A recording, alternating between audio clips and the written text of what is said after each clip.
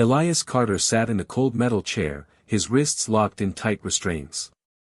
The alien chamber around him was dark and filled with strange blue lights.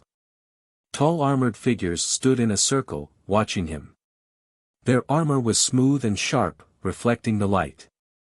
They looked powerful and dangerous. These were the Vari, conquerors of many worlds, and now they had taken Earth. But Elias did not look afraid. The air smelled strange, clean but unnatural, a sharp contrast to the burning cities he had left behind. The quiet hum of alien machines filled the room, but Elias focused on one thing, the woman in front of him. Commander Zelara. She was the supreme leader of the Vari army, feared by all. Her golden eyes glowed softly as she studied him.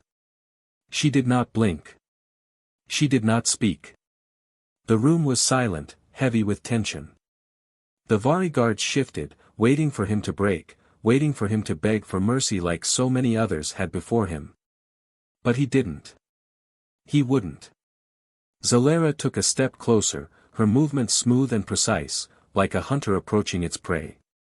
"You are different," she said, her voice calm but filled with curiosity. "Your people fear us. Even your leaders bowed when we arrived. And yet, here you sit, calm, unshaken." She tilted her head, watching him like a scientist studying an insect. "Why aren't you afraid, human?" A small smirk pulled at Elias's lips. "Fear is for those who have already lost." A ripple of tension passed through the room. The guards exchanged glances.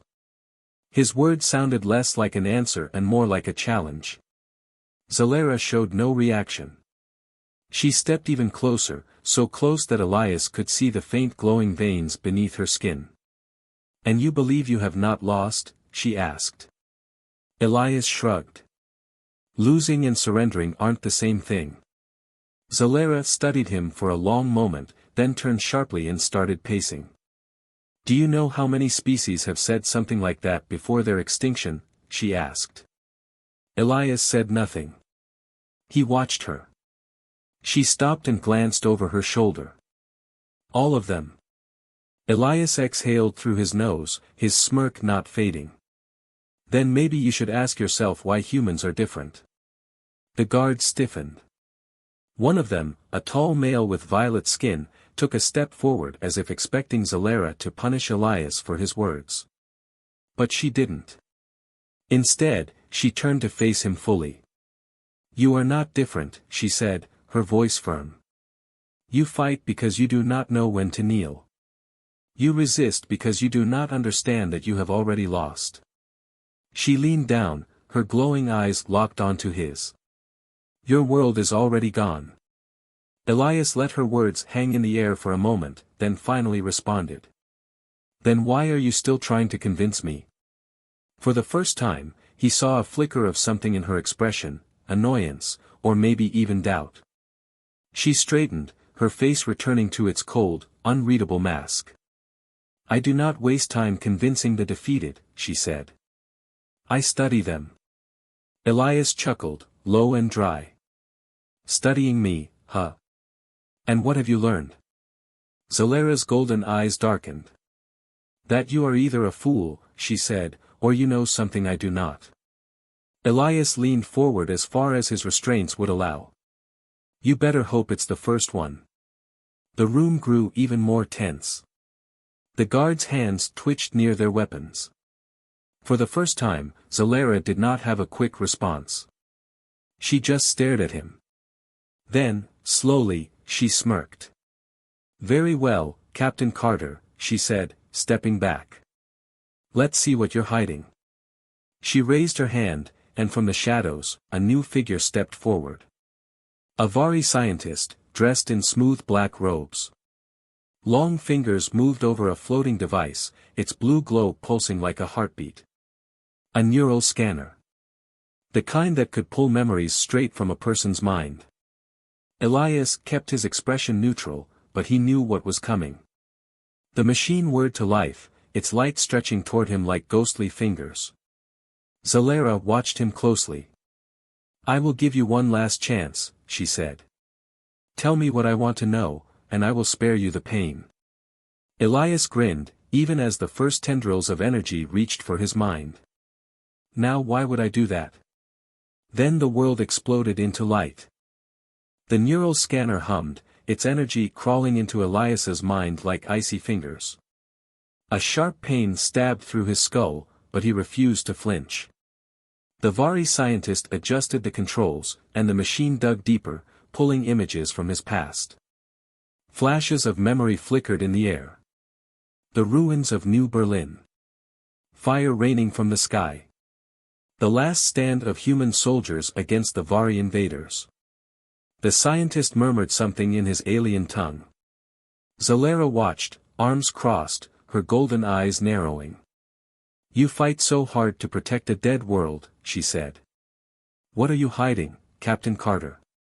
Elias gritted his teeth as the machine pushed deeper. He could feel it reaching, searching for something buried beneath the surface. Then, suddenly, the scanner pulsed violently.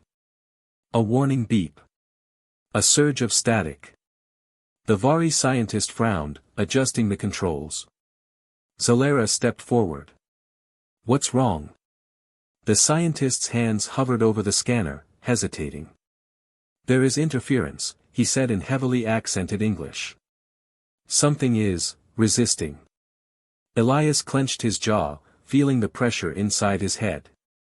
The scanner was pushing too far, reaching for something even he didn't fully understand. Then the memory surfaced. Projected into the air, clear as day. An underground chamber. Deep beneath the earth. A massive structure, pulsating with energy. Scientists and soldiers standing around it, their faces tense. And at the center of it all, something ancient. Something alive. Zelara's eyes widened. This is not human technology. The Vari scientist adjusted the scanner, zooming in on the glowing symbols carved into the structure. Not Vari. Not human. Something older.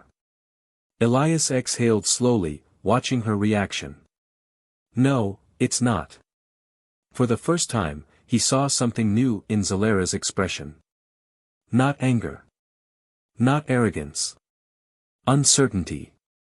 The lights in the chamber flickered. A low rumble vibrated through the ship. The guards shifted, uneasy.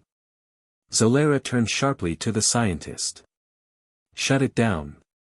The scanner powered off instantly, its glow fading. The silence that followed was thick, heavy with something unspoken. Elias smirked, blood dripping from his nose. You came here thinking you were the only predators in the dark. Zelara didn't reply. She didn't need to. The ship trembled again. This time, it wasn't turbulence. It was something else. Something waking up.